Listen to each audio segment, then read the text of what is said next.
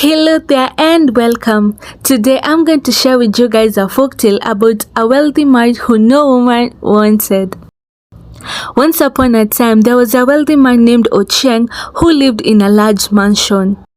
Ochieng was very proud of his wealth and status, and he often looked down on others who he deemed to be beneath him.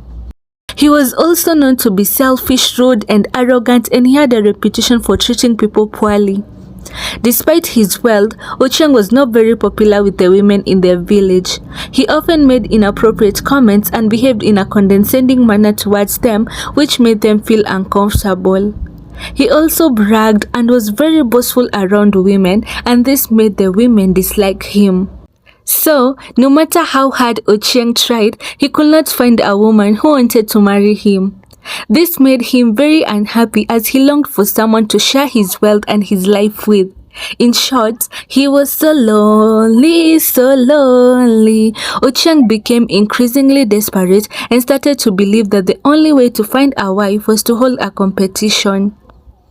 Ochieng invited all the women in the village to come to his mansion and compete for his hand in marriage.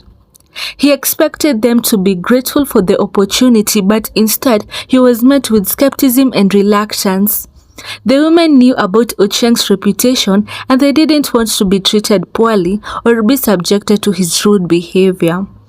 However, they also knew that Ochieng was very, very wealthy, and they couldn't resist the chance to become his wife. They dressed in their finest clothes and brought gifts for Ochieng, hoping to win his favor.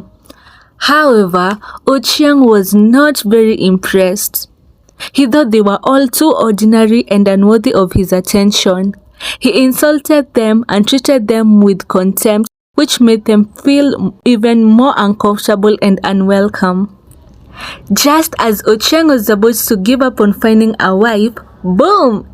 A young woman named Wanjiko arrived at his mansion. She was different from all the other women. She did not come bearing gifts or trying to impress Ochieng with her beauty. Instead, she simply told Ochieng, "Ochieng, you've called us in for a competition. Then challenge us, torment us with those challenges."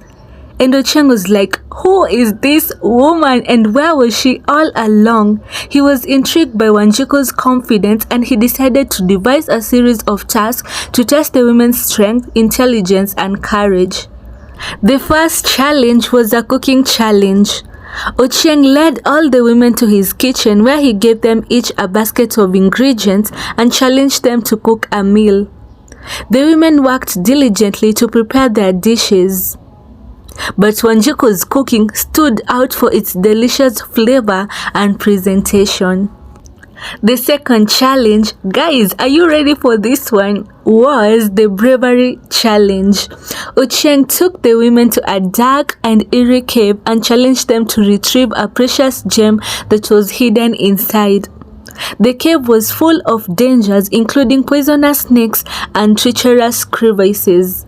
Many of the women were too afraid to enter the cave, but Wanjiko summoned all her courage and was able to retrieve the gem without harm.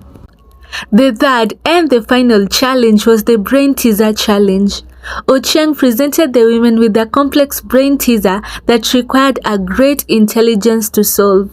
He gave them a limited amount of time to solve it, but Wanjiko was able to figure it out quickly, impressing Ochieng with her sharp mind. Throughout the challenge, Ochieng watched closely and was impressed by Wanjiko's strength, intelligence, and courage. He realized that she was the one he had been looking for all along.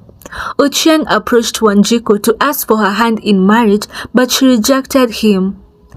Ochieng then realized that he had to change his behavior so that maybe one day Wanjiko would accept him. He started by apologizing to all the women he had treated badly and to the people he had looked down upon. He then went ahead to give back to the community by using his wealth to help those in need. He provided food and shelter to the homeless, and he became more kind to people. He then approached Wanjiko once more and apologized for his past behavior and explained to her how shameful he felt. Wanjiko listened carefully to Ochieng's words and saw the sincerity in his eyes.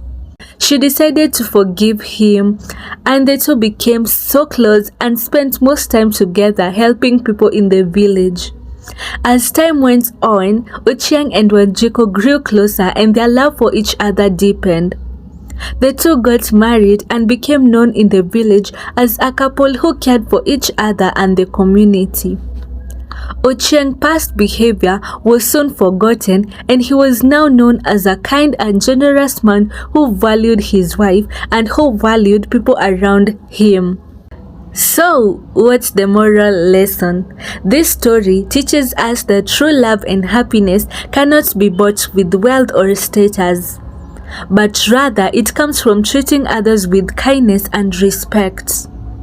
This story also teaches us that being humble is an important virtue that everyone should have. I hope you guys enjoyed today's folktale and learned something out of it. Others guys, let's meet in the next video. Kwaheri!